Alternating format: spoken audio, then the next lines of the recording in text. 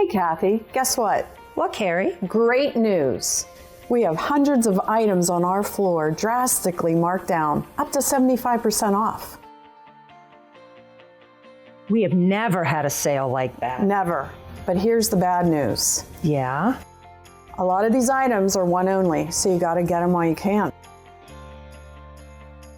You better hurry. Check us out. We're located 1 mile north of the Clearview Mall on the right. Visit R.W. McDonald & Sons for all your furniture, appliances, and electronic needs and more. Bored in Butler County? Need to know where to catch a show this weekend? What events are even happening in the area? I'm Molly Miller, one of the writers behind the Butler Eagles Weekend Entertainment section, and I'm here to banish the boredom from your cold and rainy days. Sign up and receive Miller Minutes. That's my column, and a list of Butler County-based events direct to your inbox every Thursday afternoon by visiting bit.ly/ButlerEagleWE newsletter. That's bit.ly/ButlerEagleWE newsletter. You can also find the latest events under the A&E tab at www.butlereagle.com. Click Weekend Entertainment, or pick up Thursday's print edition of the paper for the latest events. See, there's lots to do in Butler County when you read the Butler Eagles Weekend Entertainment section. Visit bit.ly/ButlerEagleWE newsletter to sign up for the weekly newsletter, so you won't be bored in Butler County again.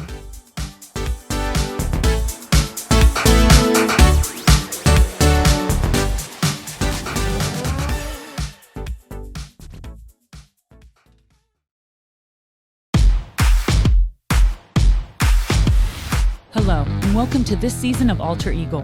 We are starting season 1 with the topic of addiction in Butler County. Conversations on the physical side of addiction, trauma, the neuroscience, mental health, and stigma surrounding addiction. Experts, resources, and stories from people who have fought addiction head on. I am your host, Laura Crago. Let's keep the conversation going. Now a word from our sponsor, BetterHelp. For a long time, I suffered with depression and anxiety. I had tried therapy before, but struggled finding a therapist I connected with until I found BetterHelp.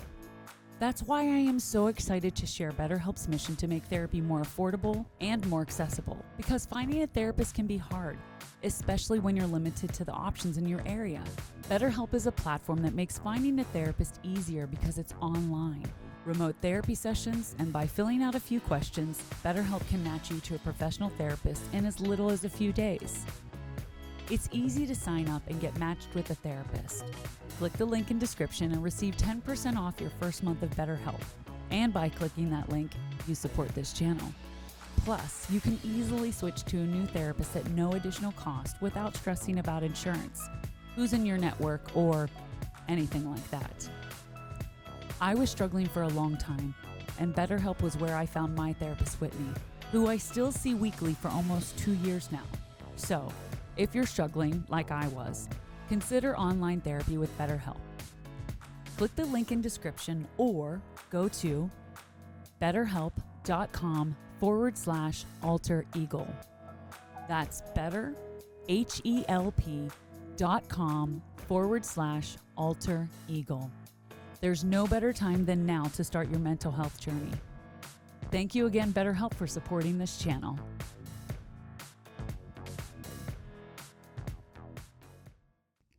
All right, welcome. So joining me today from Crossroads is Samantha DeJoseph, Senior Area Manager of Southwestern PA. She oversees 15 offices with about 4,200 patients in her area. Welcome. Thanks for having me. Really great. Can you hear me okay? Oh, we can hear you just fine. Awesome, She's a pro when it comes to podcasting. She's been on a few podcasts. So welcome. Thank you so much for taking time out of your day. Sam, do you like to be called Sam or Samantha? For the most part, Sam. It's really just when I'm in trouble that people call me Samantha, it seems like. So let's stick with Sam. Yeah, you seem like a Sam. I like that. Sam. Okay, Sam. Yeah. So you've been with Crossroads for 4 years now? Yep, little over 4 years. Okay. Talk a little bit more about Crossroads. So you grew up with Crossroads, right? Basically, I came in there. I was one of the first program supervisors to join the team whenever they acquired a business that was up here in Pennsylvania. So I just kind of grew as the company grew, and we continued to grow our teams, and there was an extra need for leadership. So we just kept adding those additional levels. And I think it all kind of worked out, and I just got to kind of roll with the punches and learn the business and grow as they did. Yeah, awesome. Crossroads is in the state. There are 50 locations in the state, right? There are actually 53 in the state. Oh, Yep, okay. 53. 53. Yeah. Update my notes. And your area that you work in, right? So you're referred to as senior area manager. That was actually a position that you sort of brought right to life. Kind of came to be area manager initially. And even now, I mean, the senior title it's just a title. I'm an area manager.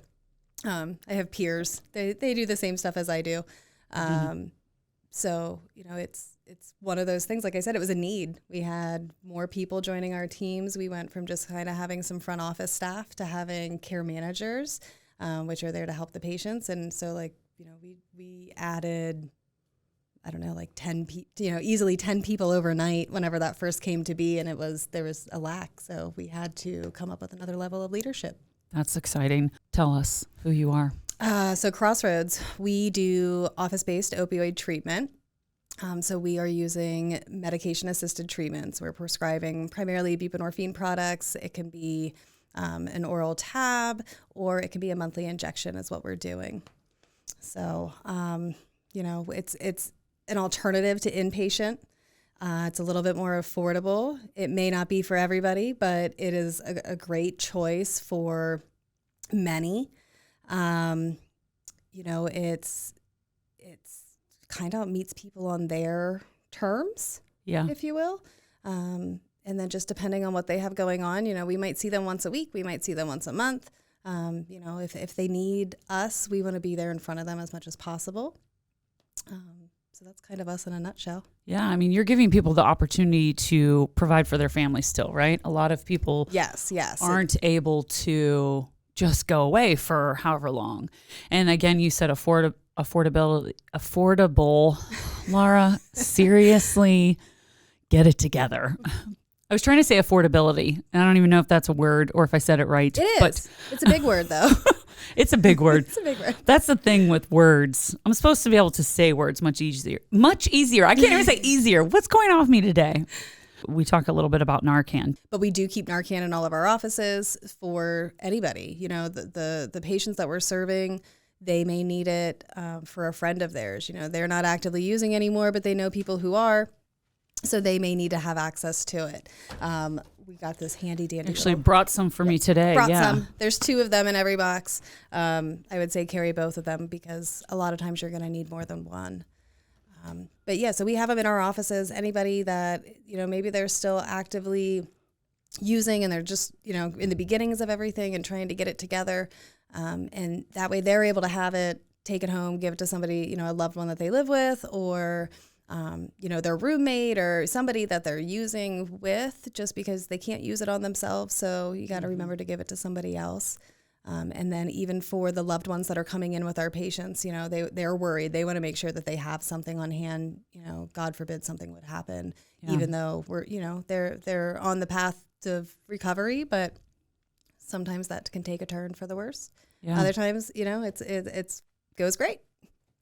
The thing about this conversation with Narcan, especially, I think, is making people understand why we want to provide that, right? And telling someone who is an addict to give it to a family member in case they need to use it on them. We're really trying to change the dialogue behind this, right? Yeah. You understand, I understand why that's important. I now carry Narcan because of what I've learned through this season especially, but carrying this and giving this to your loved ones when you're a user. It's not that we're enabling, right? That's not what's happening here, because this is a deeper issue, right? Yes. It's not as easy just saying, hey, stop doing this. That's not how it works, right? Does not work that way. So for Narcan, it's going to give somebody another chance. Maybe they were trying to get clean. Maybe things were doing, maybe they were doing really well. And then for whatever reason, they relapsed, and having that Narcan could bring them back to give them another opportunity. They could have been clean for years and years and years and decided to do something one time, and it backfires. So it gives them an opportunity to try again. It gives anybody an opportunity to try again. The people that have addictions are not lost causes or lost souls. They need the opportunity to get better. And we have a tool to help people have another opportunity. And, it's no different than if somebody needed insulin. I feel like I hear that so often when it comes to the Narcan, but it's such a good analogy. Mm-hmm. If somebody's in diabetic shock, we don't just let them die. We don't just say, oh, let's see what happens to you. We're going to get you to the hospital. We're going to give you insulin. The paramedics are right there. They're able to give that care right in the moment. It shouldn't be any different for anybody else, whether it's a drug overdose or a heart attack or whatever. If there's a means to save somebody, why wouldn't we? Absolutely. And you are a testament to that, right? You are someone who can speak to experiencing. Yeah, absolutely. Yep. So in long-term recovery myself, fortunately, never had to have Narcan used on me. I am one of the lucky ones that was able to get out of it. And I've been clean a little over 14 years now. And it's been interesting. I'm glad that I never needed to have the Narcan, but I'm glad that it was there in the event that I would. Mm-hmm. But during my addiction, I didn't even think about it. The reason I asked you that was not necessarily the Narcan specifically, but just the fact that you are sitting here now with me today and you're in this, I'm calling you a senior area manager because that is your title. It is the title. With Crossroads, and you are now a part of this whole arena of people who are out there helping those who suffer every day, right? Yeah, no, it's great. I never thought that I would get in this field. Whenever I started my journey in recovery, it was I wanted to put my head in the sand and never think of it again, and just keep moving forward, do the right thing, not have to really think about it. And then this opportunity kind of just fell into my lap, and I've just ran with it ever since. And I like I said, I never expected to be here, but I'm super grateful that I do get to do this every day. It's something that I'm passionate about. So I love that. I love that. So when we're talking about your recovery journey, and sort of this full circle moment, right? Because you did say you grew up with Crossroads. Can you talk about that a little bit more? Just in the means of, I joined them 4 years ago, and this position was not a thing. So, as we were growing and trying to figure things out, I just kept doing what I needed to do to keep the company, and the operations moving forward. And it just kind of evolved into this role. And now have, for each area manager, they have some program supervisors underneath them that are doing the day-to-day in the offices. And then they have teams of the front office staff that is in there. They're on the front lines. They're the people that are truly out there saving the lives. They're in our offices every day and just taking really good care of people. Amazing. So as we talk about the process of detoxing, right? So what you do is medicated assisted recovery, or MAT, mm-hmm. right? Explain that a little bit more. Cause you were talking about, I really like the analogy of a diabetic, right? You wouldn't refuse a diabetic insulin. And that's what we're trying to do. We're trying to make people understand that, when someone is addicted to drugs, there have been neurological changes in their brain and their body. And it is now something that they actually need to survive. It's something they need to be able to function. Yeah. And so getting them off of that, right? There's a lot of different avenues, a lot of different resources out there. It's not like, hey, just go to NA, just go to AA, you'll be fine. Go to therapy, you'll be fine. Go to rehab for 90 days, you'll be fine. Which, by the way, most insurance companies aren't even approving rehab for 90 days. And that's a huge issue right now that we need to talk about. But 30 days is not enough time. So we're just going to go ahead and say that. Agreed. But then there are people who either can't afford to go to rehab. They can't afford to go to rehab for whether it's cost or just, I have a family to take care of. How do I get off of this?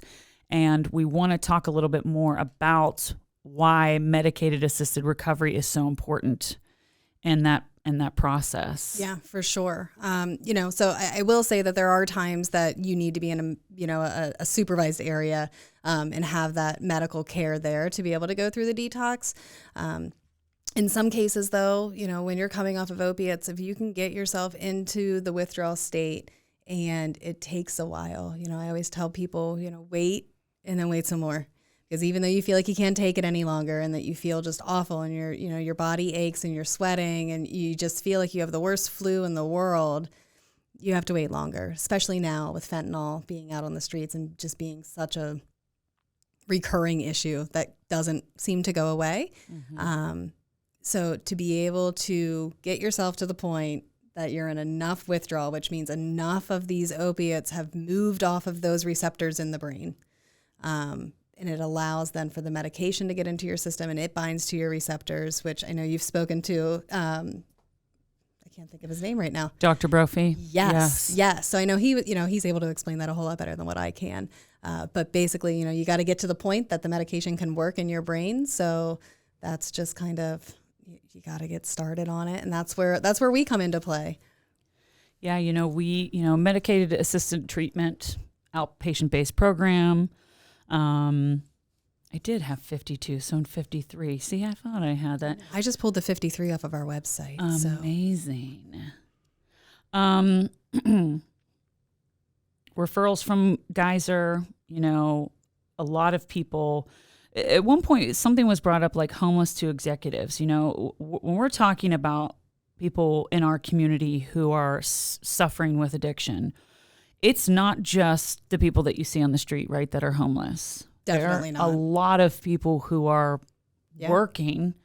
They're executives, and they are fighting this as well. I think that's something that we need to remember, right? Because there's no discrimination when it comes to addiction. Like, addiction doesn't discriminate. It's not like, I'm just going to pick these people. So in the process of, talking about that, and, we tapped a little bit into your journey, so we understand your why, right?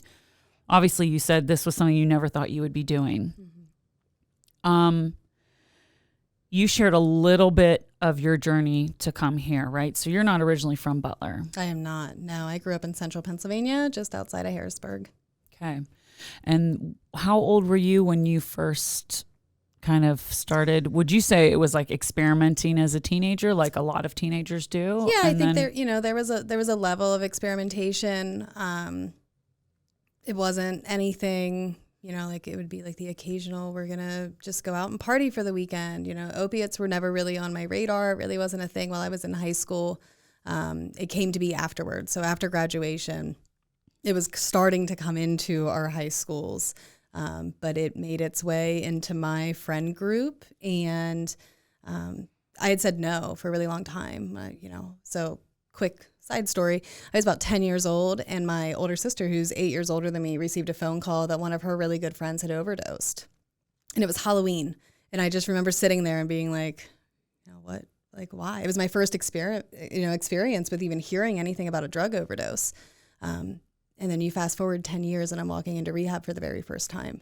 So I had it set in my mind that I'm never going to use, I remembered that. I still remember it to this day, yet I made the decision to use. And even that first time trying it, I got so incredibly sick. I felt awful, yet I spent the next 4 years in active addiction. So, it just kind of goes to show that it can happen to anybody. I did not grow up in a family that was using any sort of illicit drugs. I came from good people. We were a pretty typical family. I had a blended family, but life was good. I had a good childhood, good upbringing. Just decided to do the wrong thing, and it took me down a interesting path that I don't wish on anybody. And I wish I wouldn't have gone down it, but since I did, might as well embrace it now. And, try to grow and learn and try to help others. That's really what I think it boils down to, and what I love the most about what I get to do here at Crossroads. I understand what it means to be on the other side of that counter whenever they're checking into our offices. So, to have that level of compassion towards people, it really goes a long way, especially when they just don't get it elsewhere. Yeah, and that's why we want to have these conversations, because everyone I've talked to, most of the people I've talked to, have experienced addiction on a personal level. And to see now what you're doing, what Alyssa Varol is doing, what Crystal's doing, to see like, oh my gosh, she has a master's degree, Yeah. I really find it necessary for us to sort of change our language around talking to addicts, how we treat people that are addicts. You know, you never know how someone got into a situation, right? And to be sitting here with you and everyone can see you, so they can see that, you know, you've got it together, right? No one, if you were just to meet some random person on the street, they would never know. No. So it's like, it doesn't have a face. It doesn't have, there's no logo that you're like, that's what it looks like. And honestly, even during active addiction, nobody knew, you know, like there's that stereotypical, you know, drug addict, and you think of the homeless people or, you know, people that just don't take care of themselves. But I remember when I returned to my job after the first time of being in rehab and them being like, we would have never guessed. We had no idea that's what was going on. And that was probably the first time that I was like, oh, I got this. Like I can get through life just like this and nobody knows. Mm-hmm. So, and that could probably mess with you a little bit too, right? Especially when you're still sort of fighting those demons. Yeah, I mean, when you're in addiction and you can find out that you can get something over on somebody or, you know, manipulate situations to a degree. Yeah. You know? So I was young and, you know, I was just kind of doing my own thing. I didn't look like I would be out on the streets or, like I said, like that stereotypical drug addict. It just didn't do it. I was a college student. I was bartending. I was, you know, just doing my own thing, living on my own, looked totally normal from the outside. Yeah. It's interesting how, as humans, I feel like a lot of us are able to do that, right? You know, and this another conversation that has come up this season too is that just that in itself, that, you know, when you go through a situation, you know, so your story is different from everyone's, right? I have people that come on here and a lot of them have been to jail and they have DUIs on their records and they have all these things on their records. So for them, the process afterwards isn't just getting into recovery, right? Then they're also like, well, how am I going to get a job now? How am I going to get hired? This is on my record. Yeah. You obviously, you know, can they see that you went to rehab? Is that something that is that's not like a record thing? No. Okay. Nope. Okay. So, you know, it's really just what you disclose. And actually, there's more protection against when you're in drug and alcohol treatments than just even like your normal medical records. So, you know, people get worried about people finding out or their employer finding out if they have insurance through their employer. And that's just not going to happen. It's just not allowed. Yeah. Well, good. It shouldn't. Yeah. You know, you should be able to get treatment. You don't have to worry about it. Yeah. You know, your employer can't hold that against you. It's just get the treatment. Yeah, get the treatment. And the fact that you're willing to go, right? Because a lot of times that can be a battle. And I've heard that from a lot of people. And the percentage goes up. I know that's what I'm learning here is that the more that someone does go back, that their success rate sort of goes up. And we did talk a little bit about percentages on success rates. Yeah. You know, so for Crossroads, like, do you have any? So at 1 year, we have about 90% of our patients in remission. So we're keeping them coming back in front of us. That's really going to help them the most, just to be that constant reminder. We might be the only positive thing in their lives at the time. Yeah. And, you know, as you were saying before, even with not being able to maybe take the time off of work, they're able to come into our offices and have that, you know, flexibility for what works for them. We can get them started on the medication. You know, they don't have to worry about being treated any certain way other than like the absolute best, because they deserve that. Yeah. They shouldn't deserve anything less than that. Zero judgment. Zero judgment. Yeah. I mean, like if you work in this field, you do it because you love it. If you don't, you don't work here. Because you're just, and not even just in Crossroads. I mean, in the recovery community in general, if you don't love what you do, if you're not compassionate and an empathetic individual, you're not helping anybody. Because those of us that have been in the addiction can see right through that. You know, it's just, it comes across as fake. We want people who genuinely care and like want to look at us as if we're real people who are struggling, just like so many others are with, you know, maybe something else. It's not even addiction. It could be mental health, you know, just the mental health side of it. But unfortunately, a lot of times they do go hand in hand. Choice is such an interesting word here because so often I hear people say, oh, well, at first they choose to do the drugs. And it's like, we all see what happens when someone starts using illicit drugs. When someone uses fentanyl or heroin or cocaine, or you can see that there's a possibility that you could go down this path, right? We all know that. Mm-hmm. And everyone that I've spoken to has also said, that's not how I wanted to be. I didn't want to be homeless. I didn't want to be without a job. I didn't want my family to disown me. I didn't want to end up in another state totally like, how am I going to, where's home? Where do I go? No addict has chosen to live life that way, right? It starts out as something that it makes you feel good because there is something going on there. There is something that you're trying to manage or mask or work through. And here is this thing that's going to make you feel good, right? Yeah. I mean, that's definitely a component to it. There's also just risk-taking behavior. Yep. That was part of my thing too, you know, especially as a young individual. It was like, let me just see. I just want to see what it's all about. Yeah, and I can totally understand that. And that's why, we talk about being able to talk to kids about this, right? And making them understand like, hey, there's a possibility that you could try something and then become addicted.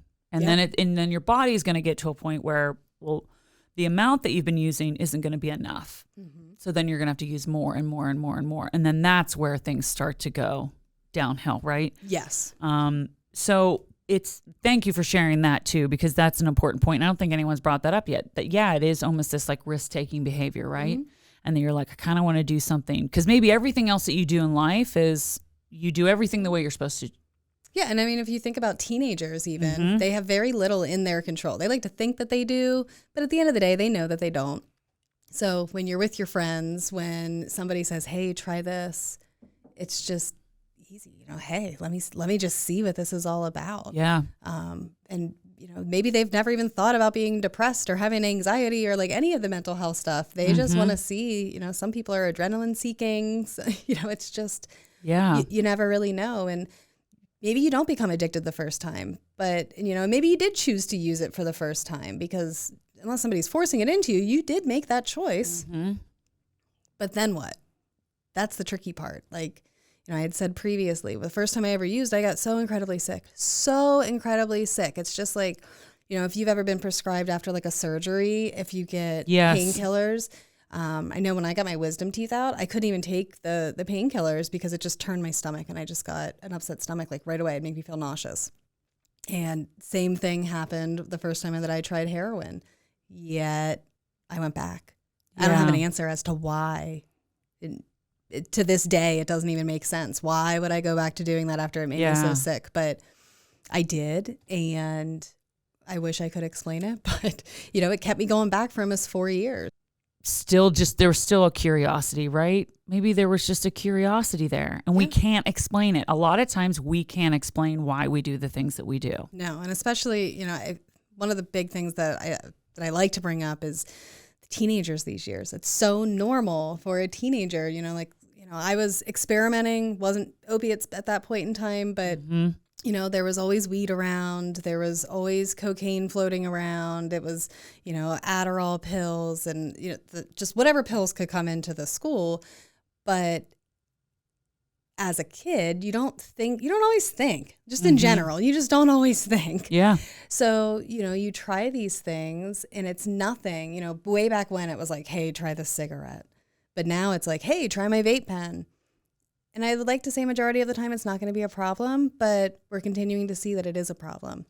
So for kids to be educated on this, because again, they don't think, so it's natural for them just to want to go out and try things. And we have to have these conversations. We have to be, that's, one of the reasons I wanted to come on your podcast is just to have the larger conversation in general, because not enough people are talking about it. And it's, it makes some people uncomfortable. It makes some people feel like, my kid's too young to talk about that, or, they just don't know what to say or what to do or where to start. So they just want to put their heads in the sand, and we need to be talking about this. Like it's not getting better. It's only getting worse. Yeah. So I think that this is great just to be able to have all these different conversations from all the different point of views that you're bringing on the show. Well, thank you. I think sitting here with you too, I'm also like, wow, like that's a whole different perspective. You know, I don't want to just have tunnel vision here. I don't want to take away from, you know what, I did choose to try that. I wanted to try it. I was curious. But then here we are, right? Hindsight is 2020. We could all look back on our life. There's a lot of things I look back and you know that question. If you could go back, would you change something? It's like, well, I don't know if I can really answer that, because then I feel like, well, would I be where I am right now? Exactly. It's like the butterfly effect. Yeah. Remember that? Yes, I do remember that. Ashton Kutcher, Yes. right? Yes. That was trippy. If you haven't watched that movie, we're like totally promoting Watch that movie it. right now. You have to watch it. Not just because of Ashton, but because, I mean, come on. Yeah. I mean, that was back in his glory days. That was in his glory days, heartthrob. You know you're doing things right Yeah. when you're like, you cast Ashton Kutcher and you're like, oh, watching that. I don't even, psychological thriller sort of, you know. I love things that make me think and make me want to watch them again, so I will maybe notice something this time that I didn't see the first time, right? The first time I saw The Sixth Sense, I almost feel like I could feel my head exploding at the end of the movie. And I was like, oh, You know, I feel like they just don't make movies like that. no, they don't. They don't. There's a few that they really push some envelopes, right? They do.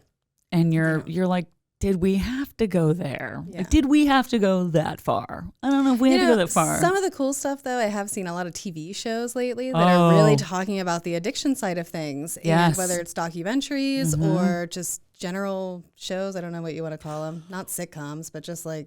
Yeah, like limited series. Sometimes they'll do like limited things series. along Yes. those lines. Yes. And they're showing... It some of it sounds outrageous, but like it's true and it's happening. Continue. I interrupted you. I'm sorry. I forget what the point of the We question was. were talking about you were talking about how you do feel that it is getting better, that Yes, the community is okay. getting better. Yeah, we definitely are getting there. So Crossroads has an office here in Butler, right on Main Street, but then we also have within an hour of the Butler Crossroads is probably another 15 to 20 offices, just because we are everywhere. We want to be as convenient as possible. So with us doing what we do and then having the staff that we have in there, we're able to connect with a lot of these other resources that are in the communities to be able to help people.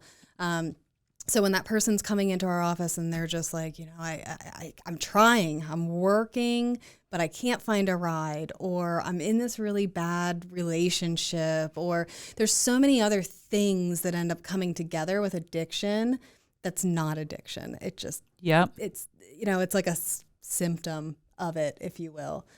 And luckily, Crossroads has the abilities to provide those resources for people and point them in the direction and connect them with these resources that are in the communities that are doing great things. I know you're meeting with quite a few of them that are out there in the Butler County doing these awesome things. Yeah. And the recovery community in general, Butler County, anywhere really, we just need to talk more about it. Because we all come together, we all care about the patients. It's all about whatever is best for that person. It's not about, you know, do you need the medication, or do you need to go to NA, or do you need to just be abstinent? Like it's whatever works best for that person. So we want to have all those connections in the communities. Yeah. And it's just great to continue to see more and more of them come. So it's slow, but you know, I like to think that we're heading in the right direction. Well, yeah, and the biggest thing here too is for them to feel like they can trust you. They can trust the resources at Crossroads, whoever they talk to when they come in, right? To be able to say that, to be able to come in and be like, you know, I'm in this really bad relationship, but that's where I live. Like, where am I going to live? And being able to talk to someone and say that without judgment again, and to have a resource, you know, to have, okay, well, let's help you out with this, right? Yeah. Let's send you to... It could be getting into a shelter. It could be coming up with a plan. It could be, you know, let's connect with this employer. Let's get you started on a job, or let's get you started on applications to help you get some transportation arranged, or, you know, whatever. Let's start making those steps forward to be able to make whatever the big change is.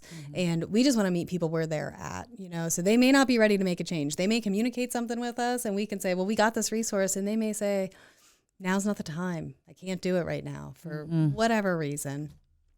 You had brought up earlier that people just like can't go into treatment because they can't afford it even.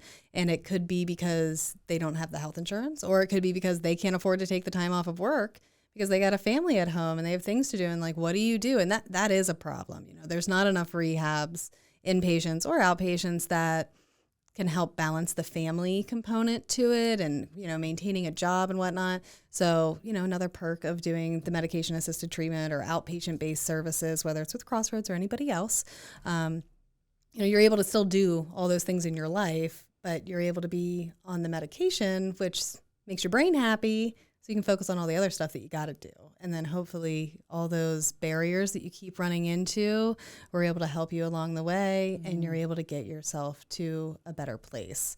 Here I am almost 14 years later. So I was able to get from point A to point B. Yes. It's possible for anybody. And it's never a direct route, right? Oh my gosh, no. There's detours, there's side shows sometimes. You never know. You're like, look, there's the circus. Like, and something that did come up when I had Alyssa and Crystal on, we talked a lot about how whenever the three of us got together, we laughed a lot. Yeah. A lot. And I was like, listen, this is a serious topic. It's serious what we're talking about. But the whole point is to get people to where they can see you as a shining example, right? Of you can get there, right? It's possible. Yeah, absolutely. I'm nobody special. I'm going to go ahead and decline that comment. I'm glad that you think so. But, I'm nobody special. Anybody could do this. It's not easy. I understand. I understand what she's saying. She's saying that for someone who's out there who might be thinking, there's no way I could do that. Like, she can do that, but I can't do that. So what you're saying is you're trying to, Yeah, that's what I'm saying. I agree with that. Yeah. I agree that your message is that anyone can do this because it takes a village. Make time for helping other people. We just really should. If you can help someone in any capacity, whether it's just going to a shelter and donating your time for giving out meals or blankets or whatever they need help with, right? Even if you can go in for an hour once a month, that's something, right? That's more honestly, than nothing. If you want to be as simple as possible, just look at the people. Just look at them. Yeah. Smile at somebody. Wow. Just acknowledge them. That's a big one. Thank you for saying that, because I think that that's something we haven't really talked about. And it's true. It's like, why are we treating someone who has addiction, who is suffering with a disease, a sickness, like they're a criminal? Yeah. It's unfortunate because it makes them get into the criminal justice system many times, but it's not because they're a criminal. It's because they need help. Yeah, and it's not always just like the heroin or fentanyl. It's, the blue-collared worker who hurt themselves. A lot of people get prescribed pain medication from a doctor because of an injury or a legitimate cause. Legitimate cause, and they become addicted. And, it's not even, you just made me think of something with just thinking about the blue-collar people. And, anybody and everybody that can end up being on this, there are actually a good bit of the elderly who end up overdosing because they're prescribed these medications, and rightfully so. They're probably in a ton of pain, but then they forget that they already took it. So back to the whole Narcan thing, it's not just for drug addicts. It's not just for the people that can say, yep, I have to use to feel better every day. These are people, you might need this for your grandma. Yeah. You never know. Maybe they forgot that they already took their pain pills for the day and they take them again. So it's just random thought that popped into my head. Something you said made me think of it. No, we did talk about that, that you do see people who are, that you do have a lot of elderly people that come in, and it depends on who they go to, right? Who is prescribing them the medicine. because there are really amazing doctors, nurses, physical therapists. There are a lot of amazing people in the healthcare world who do good, right? Mm-hmm. But there's also some that don't. It's just like any other industry. It's just like anything, it's right? Anything. You got the good ones and the bad ones. Really getting down to the nitty gritty of it, it all comes down to money. Yeah. I feel like a lot of it comes down to money. The money that you are making is costing people their lives, and not just that person, right? So when someone becomes a drug addict, they're not the only person that's being affected by that. Mm-hmm. I sat down with parents yesterday who lost their daughter to fentanyl overdose, and they're now making it their life mission to support other parents and whoever because of their pain. Mm-hmm. That's all they can do with their pain. She sent me a photo of one of the last tattoos her daughter got, and it was, a quote that basically was like, addiction is like a family disease. And she shared it a few months after she passed on social. And her daughter knew, she knew. And I think that's one of the hardest parts for them and their grief is that she knew that what she was doing was wrong. She knew that what she was doing was hurting herself and her family, but she couldn't stop, right? She was probably a good kid. She was a really good kid. She was probably a really good kid. She probably, I knew it was wrong. I knew it would hurt my family, especially once they found out, actually. But it's just, it's always in the back of your mind too. It's like, I always have said addiction is like your best friend and your worst enemy all at the same time. It's wrong. You can't, you shouldn't be doing it. That there's really only so many ways that this can end. Yet, it just goes back to you do it anyway. And then you struggle with that. It's like, I love this substance. I need it in my life, but man, do I hate that I need it in my life. It's just a real weird, I don't know what you want to call it, dichotomy.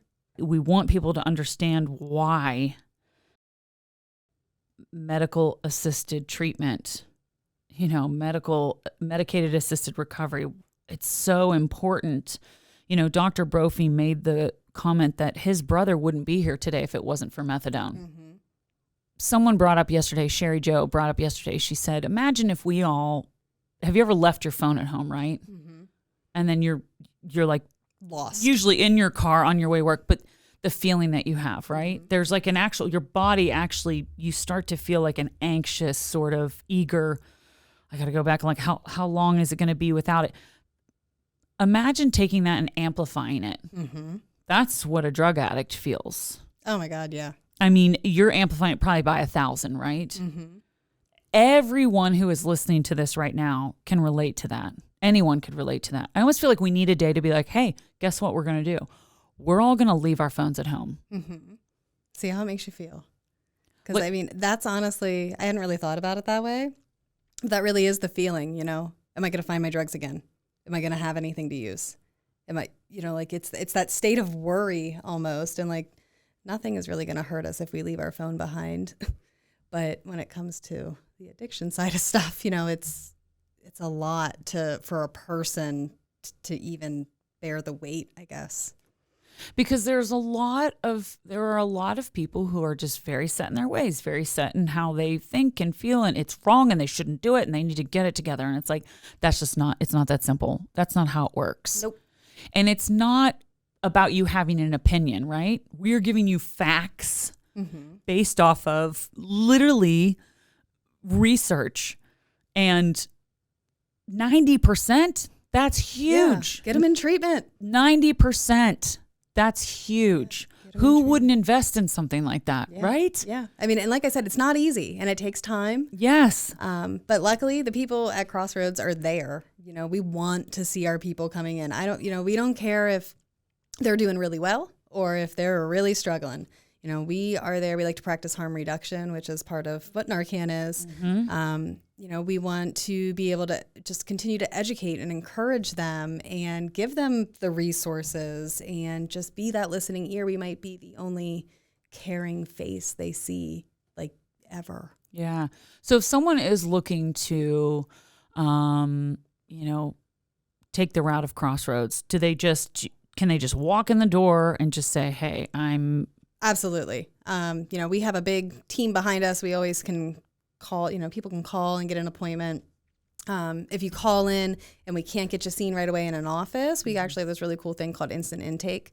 So they can call in and they can speak with a doctor that can get them started on this medication, just to hold them over enough until that very first office visit, which is typically within like 3 to 5 days. We try to do, just depending on what their availability is, what our office hours are, what's the best location, things along those lines. What was I talking about? Bring me back. Well, lost my train of thought. We were talking about if someone can just like walk in. Yes. And that, yeah. So instant intake's one option. Okay. That's what I was talking about. Yeah. But yeah, walk into the office. We are not going to turn somebody away. We might be totally booked for the day. We're going to find out how to get you seen, because if somebody comes in and they're asking for help, like that's such a huge step. Yeah. Such a huge step that if anybody asks for help, if you come up to me and you're like, hey, I need help with my report that I'm writing, and I say, nope, I'm not helping you. I don't want to. You're never going to come back and ask me for help again. I don't have time to help you. You're never going to come back and ask me again. So if somebody walks through our doors, it is our job to take care of them. We can't send them back out on the street just empty-handed. We're going to find a way to get them seen and be in front of a doctor that day. Or, maybe they see the doctor and they still need a higher level of care. Luckily, we got these great care managers that are there in the office who are able to, sit with them and take whatever time is needed for that individual and to figure out what's the next best step for them. Are they going to get their meds and they're just going to go to the pharmacy and pick it up and we're going to check in on you in a couple days? Or, maybe we need to see about doing a higher level of care. Maybe we need to see about an inpatient bed, or maybe we're going to prescribe this medication today, and we are also going to set you up with this really great counseling agency that we have, that we partner with or work with, or it's close to the patient that it's going to be easy for them to get to. We want to be able to give them any of the resources that are going to work for them as an individual. It's not just like a one size fits all type of deal. So whatever we have to do to help somebody get started on that path of recovery is what we want to do. All right. What do you got for me? I forget what we were talking about right before, but it made me think of the fact that I had these referral cards in my pockets. So this is just some information about Crossroads. It has just some few little fun facts with us. Like we have over 11,000 reviews with 4.8 stars or higher. Ooh. So we're kind of a big deal. Yeah, that's a big deal. You can access us 24/7. It talks about on here. It gives us our website, our phone number. I'm going to literally I'll share like a screenshot of this during this while you're talking about this. Yeah. So there's a nice little handy QR code on there.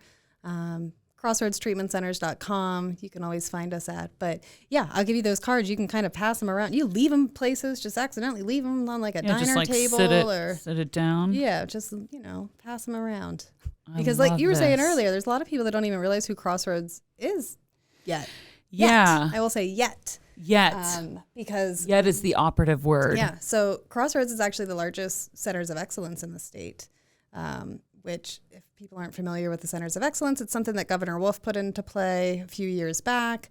And it basically is either a physical or behavioral health entity, I guess, who is able to treat individuals with opioid use disorder.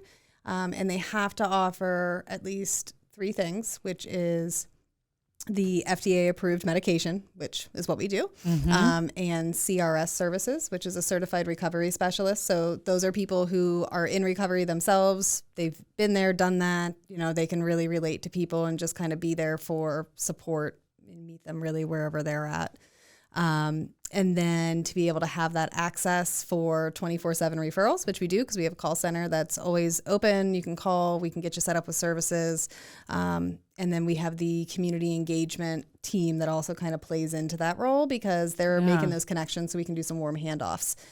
So largest COE in the state because we have so many offices, but like not only are we a large COE, we're doing it like top notch. We're being ranked. So Wow. Yeah. check out Crossroads website. It's actually very pretty even.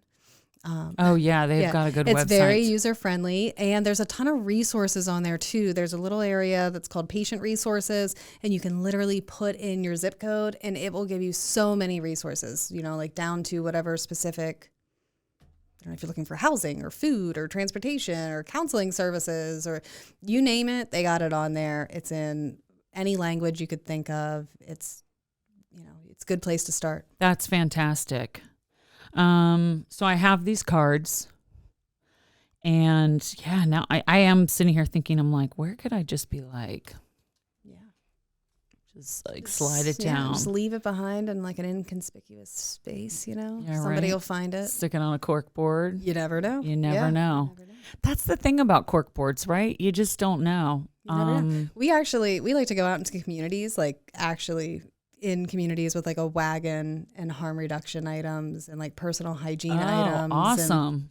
And, we love to be able to go out and do that. So we have these flyers actually that have like the pull tab flyers, and we've gone around and started putting them in like the bus things. Oh yeah, where the bus benches that are covered, right? Yes, that we're not going to do away with. Back to the benches. But yeah, like on today's right episode, around Pittsburgh even, there's all these homeless people.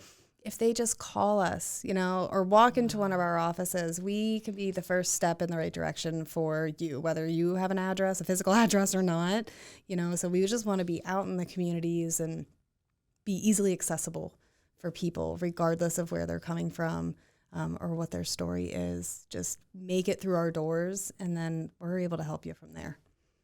wow, that's fantastic. What you're doing, Sam, is really remarkable. And everyone who's come on to speak with me this season, especially those who have been there, right?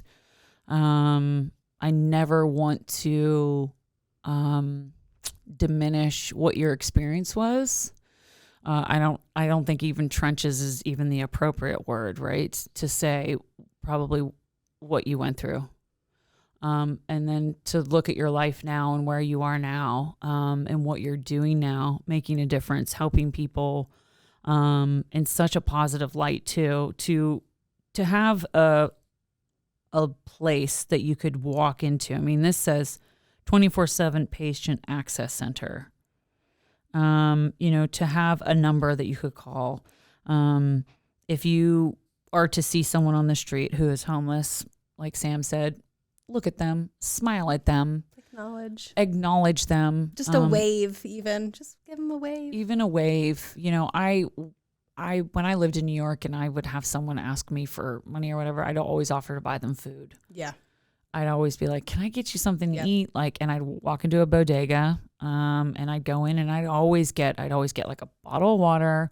Sometimes I'd get a soda, I'd get a candy bar, I'd get some chips, I'd grab an apple, and I'd usually get them like a sandwich or something, like a prepackaged something. And I remember one time in LA, this guy was just so grateful. Yeah. And I thought, yeah, maybe I'm a little strapped right now, but I have a car, I have a roof over my head, I have a really good job, I make good money, and I can't imagine what it would be like to be on the street and to need to ask for food. Yeah. I mean, I feel like everybody... Like a basic human right. human need. I mean, everybody should be able to have a roof over their head and food. And I don't know what it takes to make sure that happens. Mm-hmm. I'm glad that you and I met, because I know that's one of the things that, you really want to push for. And I just think it's great just having the conversations to start going in that direction. And that's what we're doing, right? And I think that I want everyone to, when you listen to this episode, just go to Crossroads. It's crossroadstreatmentcenters.com. Mm-hmm. The link will be in the caption. Any resources that I can add in here for what Sam and I talked about today will be in the caption as well, because you never know who you're going to meet who might need the resource. And it could be you. It could be someone that you know really closely that you love. So I think I know, and something I have said a lot this season is that, knowledge is power. The more that we are learning and growing and understanding just this journey that we're on, right? We only have so much time, and we don't know how much time each of us has. But I think that while we're here, if we can make a difference, if we can be ambassadors for change, and just the thought of having to walk into a place and literally just be like, hey, I need help. That's not an easy thing for anyone to do. So if you do see someone and you think that, hey, there's this place that I know you could go to if you need help, they can help you. Just walk in their doors. That's, if anything, that's something to possibly change someone's entire life. So thank you so much. Thanks for having me. Is there anything else that you want to say? I think my biggest thing right now is, well, if you're struggling, come to us, come out, come to our offices, talk to our people. We are there to help. And B, talk to your children. Please talk to your children. It's a dangerous world out there. And I know over the course of your episodes, people have talked about just how dangerous it is and what's out there on the street. And we're just, like I said earlier, kids are young and dumb and naive, and they need somebody there to tell them. And it's just not being talked enough about. So that's probably my closing remarks, and my words of wisdom would be, talk to your kids. I wholeheartedly agree with you, and I'm so grateful for you, and I'm so glad I met you as well. So absolutely. Thank you. Thank you. You're welcome. This episode is brought to you by Butler County District Attorney Richard A. Goldinger, R.W. McDonald & Sons Incorporated, Robert Stevens Jewelers. Thank you to our sponsors for your support on our first season of the Alter Eagle podcast.